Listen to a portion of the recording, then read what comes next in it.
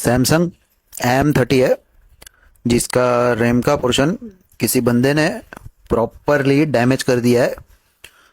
तो अब तक आपने ये नहीं देखा होगा, फेसबुक और यूट्यूब पे पहली बार जो सीपीयू है एक्जिनोस 9611, उसकी जो रैम का पोर्शन है, जो बॉडी बनाई हुई है सिलिकॉन, उसे कट करके प्रॉपर सेट को ऑन करके आपको शो करता हूँ। यहाँ पे जो सिलिकॉन बॉडी है वो इजी वे में मैं कट कर रहा हूँ।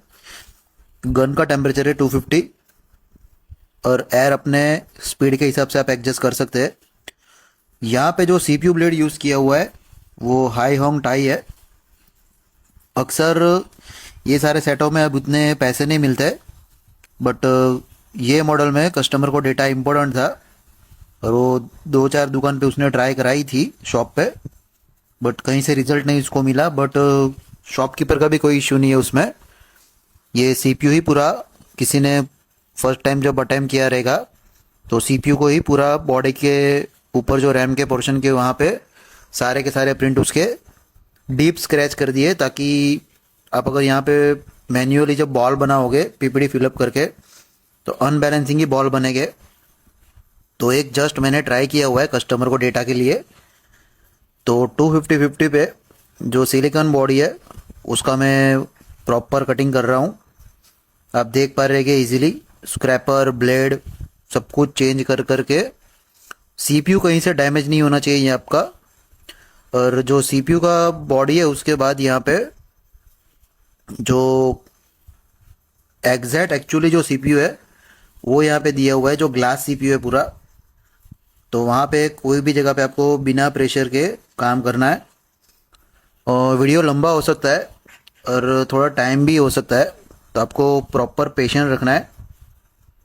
अगर आप प्रॉपर और पूरा वीडियो देख पाएंगे तो आपके पास से कोई भी डबल टेकर रिटर्न नहीं जाएगा और इजी वे में आप उसको बना पाओगे प्रॉपर ट्रिक के साथ। यहाँ पे मैंने शो किया हुआ है। तो यहाँ पे थोड़ा सा ग्लास का सीपीयू मुझे डैमेज होने में डर लग रहा था। डर मतलब कि ज़्यादा अगर प्रेशराइज कर दूंगा तो डैमेज हो जाएगा। तो यहाँ पे मैंने सीपीयू ब्लेड को छोड़ के जो 11 नंबर की ब्लेड आती है उससे, फिर जो वाईसीएस की ब्लेड आती है, फिर एक मैकेनिक की एक ब्लेड आ चुकी है जो सीपीयू ग्लू कटिंग के लिए यूज़ होता है, सबका मैंने यहाँ पे बारी बारी से ट्राई किया हुआ है। बट किसी से ये ग्लू प्रॉपर कट नहीं हो रहा था, तो मैंने केमिकल डाला हुआ है जो थोड़ा बहुत ग्लास के सीपीयू को चिल्ड कर देगा और जहाँ पे अपन हीट मारेंगे वही एरिया प्रॉपर हीट होगा। तो ग्लू जो बॉडी है वो हिलने का नाम नहीं ले रही है, तो थोड़ा पेशेंस के साथ यहाँ पे मैंने 11 नंबर की ब्लेड का यूज़ किया हुआ है, जो कि वाईसीएस वाली, बट उससे भी कोई उतना रिजल्ट नहीं मिल रहा है। तो जो नॉर्मल 11 नंबर की ब्लेड आती है ग्लास वन कंपनी की, उससे एक बार और ट्राई कर लेते। तो थोड़ा बहुत यहाँ पे डीप में डालने के बाद थोड़ा बहुत रिमूव हो रहा है, बट जो परफॉर्मिंग और जो रिजल्ट चाहिए वो नहीं यहाँ पे मिल रहा। और यहाँ पे 11 नंबर की ब्लेड से डैमेज होने के चांसेस ज़्यादा है, क्योंकि इससे इंस्टेंट स्क्रैच आते हैं। तो वापस से मैंने सीपीयू ब्लेड का यूज़ किया हुआ है, जो कि थोड़ा टाइम लेगा, बट कोई भी जगह पे डैमेजिंग वगैरह नहीं होने देगा। हो रहा है क्लियर। सीपीयू ब्लेड से थोड़ा बहुत ही निकल रहा है, बट रिस्क फ्री है, वो थोड़ा सेफ है। आधा पोर्शन निकल चुका है। अब सेम वही अप्लाई करते हैं। ये मेरा स्टैंड भी पूरा हीट हो चुका है। यहाँ पे बॉडी पे जो सिलिकॉन दिया हुआ है उसे कट करते टाइम आपको ये ध्यान देना है कि कोई भी जगह से आपका मेन सीपीयू है वो लीक नहीं होना चाहिए। अगर ज़्यादा आप टेम्परेचर एक जगह पे कोई भी एक जगह पे दे दोगे तो आपका सीपीयू डैमेज होने के चांसेस ज़्यादा है। और बॉडी निकलने के बाद सीपीयू एकदम ही स्लिम निकलता है, तो आपको रिबॉलिंग के टाइम पे भी ध्यान देना है। अक्सर बॉडी निकालने के बाद आपके सीपीयू पे जो बॉल्स है वो ज़्यादा मतलब पीपीडी ऑब्जर्व करने लगते हैं, यानी कि जैसे ही आप हीट अप्लाई करोगे तो सीधा वो गर्म हो जाएगा। आपको नॉर्मल टेम्परेचर पे ही काम करना है ये सब पे। एक्चुअली कस्टमर को खाली डेटा ही चाहिए, उससे कोई मतलब नहीं है कैमरा वाईफाई ब्लूटूथ नेटवर्क वगैरह का। तो जितना हो सके उतना सीपीयू को मैं जिंदा रखने की ट्राई करूँगा। तो एकदम स्लो प्रोसेस पे मैंने काम किया हुआ है। ये वीडियो थोड़ा सा फास्ट फॉरवर्ड है, बट एग्जैक्ट ये पूरा सीपीयू करने में मुझे 3.5 से 4 घंटा लग चुका था। अब 11 नंबर की ब्लेड से जो बॉडी है उसकी प्रॉपर कटिंग करना है, ताकि आपका जो सीपीयू ब्लेड है वो प्रॉपर इंजेक्ट हो जाए। देख पा रहे हैं ये इजीली क्लियर हो रहा है। अगर आपको ग्रिप और हैंड स्किल चाहिए तो आप हमारा कांटेक्ट कर सकते हैं। यहाँ पे ऑलमोस्ट सीपीयू क्लीन होने की तैयारी है। अगर आपको टेम्परेचर और गन का प्रॉपर नॉलेज है तो कोई भी सीपीयू आपसे डैमेज नहीं होगा और प्रॉपरली आपका काम हो जाएगा। ये A50, M30, A51, M31S, ये सीरीज जो बीच में 2018, 19, 20 में चल रही थी, वो सारी की सारी सीरीज में यही सीपीयू आते थे 9611 एक्जीनोस। बट जब तक ये थे तब तक मनी मेकर था सैमसंग। अभी भी डबल डेकर के इश्यू आते हैं, बट ज़्यादातर ड्यूल लेयर से आते हैं। और बाकी जो बंदे ये सीपीयू बना पाते हैं नॉर्मल 9611, तो अदर के अभी के जो डबल डेकर है जो उनसे इजीली बन जाते हैं। तो यहाँ पे ऑलमोस्ट सीपीयू क्लीन है, हो चुका है। देख पा रहे हैं कि पूरा ग्लास का सीपीयू मेरा सेफ है, कोई जगह से कोई डैमेज कोई कट वगैरह नहीं है। हो चुका है पूरा क्लियर। जो बॉर्डर पे जहाँ पे अपन रैम वगैरह फिक्स करते हैं तो वहाँ की बॉडी को भी आपको प्रॉपर क्लीन कर लेना है। अगर उसकी सिलिकॉन की पूरी बॉडी निकल जाएगी तो नॉर्मल जो डबल डेकर आते हैं उसके मुताबिक जो बीच में ग्लास का सीपीयू दिया हुआ है वहाँ पे थोड़ा सा आपको ज़्यादा पीपीडी फिलअप करना पड़ेगा। तो एक बार इसे पूरा क्लीन करके रिबॉल्व करके बोर्ड में फिक्स करके चेक कर लेते हैं बूटिंग वगैरह आता है कि नहीं।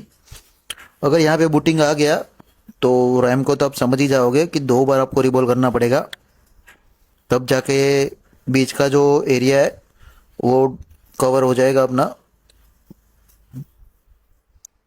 थोड़ा सा मैंने सीपीयू को शिफ्ट किया हुआ है ताकि दूसरे पोर्शन पे मैं प्रॉपरली सीपीयू ब्लेड इंजेक्ट कर पाऊँ। हो रहा है बट थोड़ा टाइम ले रहा है क्लियर होने में। यहाँ पे अगर आप थोड़ा सा जल्दी कर दोगे तो पॉसिबल है कि आपका सीपीयू की जो ऊपर रैम के पोर्शन पे जो प्रिंट है वो डैमेज हो जाए। और आपको पता ही होगा कि जो बड़ा वाला सी है वो पूरा का पूरा ग्राउंड है, बट फिर भी उसे आपको डैमेज नहीं करना है क्योंकि अभी आप सीपीयू के बॉडी के ऊपर नहीं प्रॉपर सीपीयू पे काम कर रहे हो। तो थोड़ा सा मैंने आयरन की हेल्प से भी रिमूव किया हुआ है ताकि थोड़ा सा कोई भी जगह पे ज़्यादा कॉन्सेंट्रेट होके हीट मिले। ऑलमोस्ट सीपीयू क्लीन है, बट जो एरिया है उसे एक बार गुडविक की हेल्प से सरफेस इक्वल कर देते ताकि जो यहाँ पे बॉल्स है जो बॉडी के ऊपर वो भी थोड़े बहुत क्लियर हो जाए और मेरा सीपीयू ज़्यादातर डैमेज ना हो।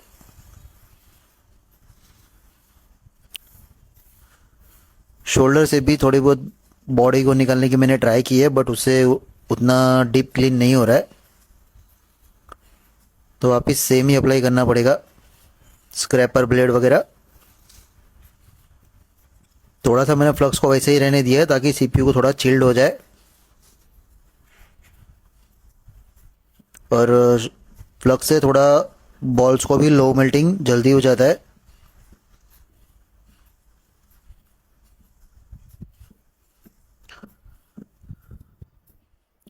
क्लियर है सीपीयू का पूरा पोर्शन।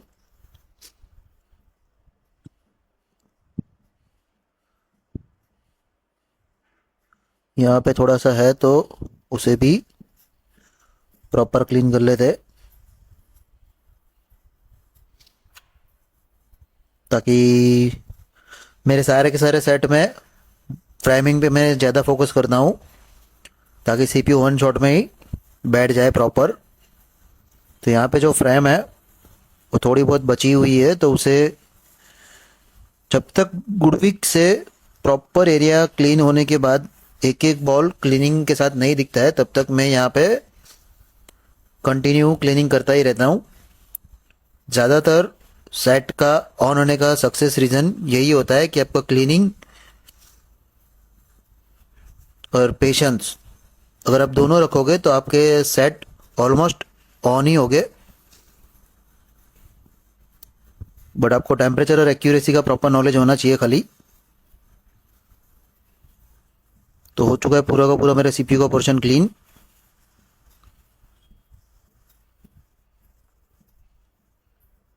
तो एक बार गुडविक से पूरा का पूरा एरिया क्लीन करके देख लेते। अभी मेरा सीपीयू गर्म है। देख पा रहे हैं कि जो मैन्युअली बॉल फिलअप करने वाला सीपीयू था वो अब नॉर्मल ड्यूल टेकर हो चुका है। अगर आपकी प्रॉपर ग्रिप पर स्किल है तो ही इसकी बॉडी को रिमूव करे, वरना ये डैमेज थोड़ा जल्दी हो जाएगा आपसे, और बाद में जो बनने लायक सेट होगा वो भी प्रॉपर नहीं बनेगा। तो अब सीपीयू को पूरा क्लीन करना है। ये देखो इतना स्लिम हो चुका है कि स्टैंड के अंदर घुस जा रहा है। तो आप समझ ही पा रहे रहेंगे कि कितना एकदम स्लिम हो चुका है सीपीयू। जो स्टैंड की ग्रिप है उससे भी पतला हो चुका है सीपीयू। नॉर्मल आईफोन में जो रैम वगैरह होती है ये उससे भी थीन है। तो आपको बहुत ही केयरफुली और संभाल के काम करना है यहाँ पे। अभी इतना पतला सीपीयू है कि अगर आप उसको प्रेशराइज से फिलअप करोगे पीपीडी तो सीपीयू ब्रेक हो जाएगा। तो यहाँ पे मैंने थोड़ा बहुत बॉल्स अगर ऊपर नीचे भी बनते हैं तो वो मैंने एडजस्ट करके, देखो 2 बॉल्स बड़ी साइज़ के बन चुके हैं तो कोई इशू नहीं, उसको मैंने कट कर दिया है। क्योंकि यहाँ पे ज़्यादा मैं स्टेंसिल को ग्रिप के साथ प्रेशर नहीं कर सकता हूँ। पर ज़रा सा भी आपने यहाँ पे प्रेशर दिया तो ऑलरेडी एक तो ऊपर से हीट चल रही है, और ज़रा सा भी आप प्रेशर दोगे तो सीधा आपका सीपीयू ब्रोकन हो जाएगा, और डेटा तो क्या सेट ऑन भी नहीं होगा यहाँ पे। तो हो चुका है ऑलमोस्ट रिबॉल्व। तो उसे एक बार फिक्स करके देख लेते। जो बंदे ने फर्स्ट टाइम अटैम्प्ट किया हुआ है उसने बहुत ही कंडीशन वीक कर दी है मदरबोर्ड की। ऑन ऑफ का कनेक्टर नहीं है, कुछ पावर पे भी कुछ हिट दिया हुआ है। मतलब ये बंदा शायद समझ ही नहीं पाया है कि कहाँ से इश्यू है। देखो माइनर सा हिट करते ही सीधा सीपीयू फिक्स हो गया है। तो एक बार इसका बूटिंग कंफर्म कर लेते हैं। अगर बूटिंग नॉर्मल बंदों को पता ही होगा कि बूटिंग स्टॉक आया 150 के आसपास तो सेट ओके। 133 ओके। तो रैम को फिक्स कर लेते। यहाँ पे सेम अप्लाई आपको करना है। रैम पे भी ज़्यादा आप हिट नहीं कर पाओगे। ये तो नॉर्मल सी रैम है, बट जब उसको फिक्स करोगे सीपीयू के ऊपर तो यहाँ पे आप ज़्यादा हीट वगैरह नहीं अप्लाई कर पाओगे। तो वही कंडीशन के वही टाइम पे आपको इंस्टेंट फिक्स कर देना है। अब जो सीपीयू का बीच का ग्लास का पोर्शन है वो थोड़ा सा बिग साइज है बीच में। तो यहाँ पे मैंने 2 बार फिलअप किया हुआ है रैम को।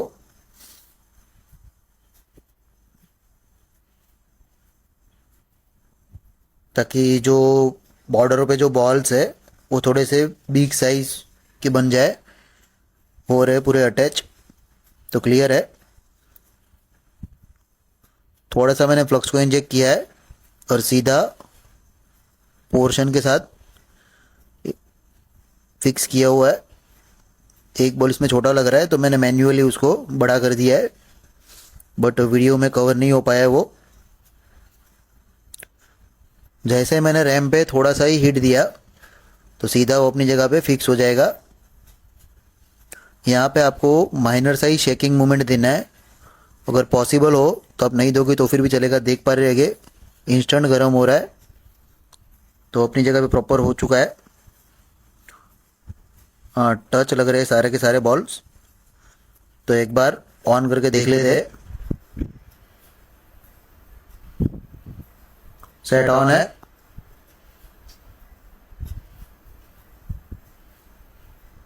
अब सेकंड लोगों पे चला जाए तो ओके सेट अपना, क्योंकि कैमरा वगैरह नहीं चढ़ाया हुआ है मैंने, तो अक्सर ये सेट थोड़ा लेट प्रोसेस पे जाएगा। प्रॉपर है, सेकंड लोगों पे आ चुका है। कस्टमर को मैंने डेटा के साथ सेट को ऑन कर दिया है। Thank you for watching.